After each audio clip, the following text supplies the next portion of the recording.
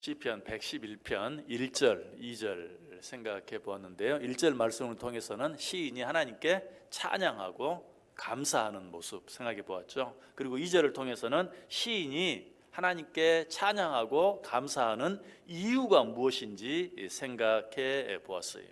그 이유가 무엇이었습니까? 하나님께서는 이 세상 모든 것들을 창조하셨기 때문에, 하나님이 행하신 일이 참으로 많고 큰데 그 가운데 가장 크고 놀라운 일 한 가지를 이야기한다면 하나님께서 이 세상 모든 것을 창조하셨다. 결국 그 말의 의미는 무엇이라고 그랬어요? 이 세상에 있는 모든 것이 다 하나님의 것이다. 그러므로 하나님께 감사하고 찬송해야 한다라고 말씀드렸어요. 자, 그런데 하나님께 찬양하고 감사한다는 것은 또 무엇을 말하는가? 그저 노래로 찬송을 부르고, 그리고 하나님께 감사의 예물을 드리고 감사의 고백을 하고 하는 그것만을 하나님께 찬양하고 감사하는 것이라고 말할 수 있을까요? 진정한 하나님에 대한 찬양, 하나님에 대한 감사는 그런 것뿐만이 아니라 진정으로 그 앞에서 겸손하게 사는 것이, 하나님은 창조자이시다, 나는 피조물에 불과하다라는 사실을 인정하면서 겸손하게 사는 것, 그것이 진정으로 하나님께 드리는 찬양이요, 진정으로 하나님께 드리는 감사이다. 이 세상에 있는 모든 부패와 혼란은 창조주 하나님을 바로 알지 못하고 창조주와 피조물을 옳게 구별하지 못하는 교만에서 오는 것이, 그것이 환경 오염이든 생태계 파괴든 땅의 산성화, 산성눈, 산성비, 오존층 파괴, 지구 온난화, 도덕적 성적 타락, 그것이 무엇이든지 그것의 근본적인 원인은 무엇인가? 창조자 하나님과 피조물된 우리를 올바로 구별하지 못하는, 창조자 하나님을 창조자 하나님으로 인정하지 못하는 데서 오는 것이. 그러므로 우리가 진정으로 하나님께 감사하고 진정으로 하나님을 찬양하기를 원한다면 창조자이신 하나님을 온전히 인정하고 나는 피조물이라는 사실을 인정함으로 그 앞에서 겸손하게 살 수 있어야 한다. 또 한 가지, 우리가 하나님의 창조자라는 사실을 인정한다면 우리는 그 앞에서 청지기처럼 삶을 살아야 돼요. 청지기의 삶을 바로 사는 것이야말로 진정한 하나님에 대한 찬양이요, 하나님에 대한 감사예요. 어떻게 사는 것이 올바른 청지기의 삶을 사는 것입니까? 첫째는 나누는 삶을 사는 것이. 우리 성경 한번 같이 찾아 읽어볼까요? 누가복음 12장 42절 말씀 같이 읽습니다. 주께서 이르시되 지혜 있고 진실한 청지기가 되어 주인에게 그 집 종들을 맡아 때를 따라 양식을 나누어 줄 자가 누구냐? 때를 따라 양식을 나누어 주는 일, 하나님이 내게 주신 것을 하나님의 것인 줄 알고 나누며 살아가는 삶, 그것이 바로 청지기의 삶이요, 그런 삶이 하나님을 찬양하는 삶이고 하나님께 감사하는 삶이다. 무엇보다 진정한 청지기의 삶은 충성스러워야 돼요. 역시 성경을 통해서 확인해 보겠습니다. 고린도전서 4장 1절과 2절 말씀 같이 읽습니다. 사람이 마땅히 우리를 그리스도의 일꾼이요 하나님의 비밀을 맡은 자로 여길지어다. 그리고 맡은 자들에게 구할 것은 충성이니라. 맡은 자가 누구죠? 청지기죠. 청지기에게 구할 것은 무엇이라고요? 충성이다. 하나님께 충성하는 것, 그것이 진정한 감사요, 진정한 찬양이다라는 것이. 하나님께서 이 세상의 모든 것을 지으셨다라는 말씀 속에 감추어진 또 한 가지 놀라운 의미가 있어요. 그것은 하나님은 능치 못한 일이 없다. 이 세상에 되어지는 일 가운데 그가 하지 못할 일이 없고 그가 모르시는 일이 하나도 없다라는 것을 의미해요.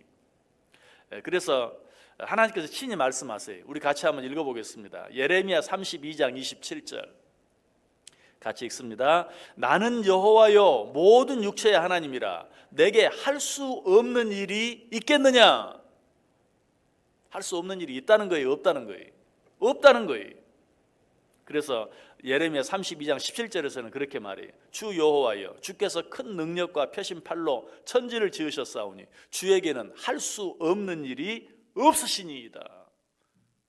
천지를 창조하신 하나님께 할 수 없는 일은 없어요. 그렇다면 우리는 이 하나님께 어떻게 해야 할까요? 우리의 모든 문제들을 이 하나님께 맡길 수 있어야 돼요. 여러분에게 어떤 문제가 있습니까? 건강에 문제가 있습니까? 성경은 그것에 대해서 뭐라고 말합니까? 역시 성경 같이 읽습니다. 시편 103편 14절 말씀 같이 읽습니다. 이는 그가 우리의 체질을 아시며 우리가 단지 먼지뿐임을 기억하심이로다. 하나님은 우리를 만드셨어요. 뭘로 만드셨어요? 먼지로, 티끌로 만드셨어요. 그래서 하나님은 우리의 체질을 누구보다 잘 알아요. 여러분, 의사가 여러분의 체질을 잘 안다면 여러분의 병을 고칠 수 있겠어요? 없겠어요? 고칠 수 있죠. 하나님은 우리의 체질을 아시는 분이. 내게 육신의 문제, 어떤 건강의 문제가 있을 때 어때? 우리는 먼저 우리를 창조하셔서 우리를 누구보다 잘 아시는, 무엇보다 우리의 체질을 아시는 그 하나님께 건강의 문제까지도 맡겨드릴 수 있어야 돼요. 여러분의 물질의 문제가 있습니까? 우리 성경 같이 읽습니다. 사무엘상 2장 7절 말씀 시작. 여호와는 가난하게도 하시고 부하게도 하시며 낮추기도 하시고 높이기도 하시는도다. 가난하게도 하시고 부하게도 하시는 그 하나님께 우리 물질의 문제까지도 맡겨 드릴 수 있어야 된다는 것이. 혹시 여러분에게 자녀에 관한 문제가 있습니까? 이 문제만큼은 누구에게 맡길 수 없는 부모된 우리가 해결해야 될 그런 문제일까요? 우리 성경 같이 읽습니다. 시편 37편 25절 시작. 내가 어려서부터 늙기까지 의인이 버림을 당하거나 그의 자손이 걸식함을 보지 못하였도다. 자손의 문제까지도 내가 하나님을 경외하며 사느냐 살지 못하느냐 하는 것에 달려 있다는 것이. 그래서 시편 112편 1절과 2절은 이렇게 말하죠. 할렐루야, 여호와를 경외하며 그의 계명을 크게 즐거워하는 자는 복이 있도다. 그의 후손이 땅에서 강성하며 정직한 자들의 후손에게 복이 있으리로다. 우리 자손들의 문제, 자녀들의 문제, 우리 후손들의 문제, 이것까지도 창조주이신 하나님의 손에 달려 있는 것을 분명하게 말씀해 주고 있어요. 여러분, 건강의 문제, 물질의 문제, 자녀의 문제, 그 외에 어떤 문제들이 또 여러분에게 있습니까?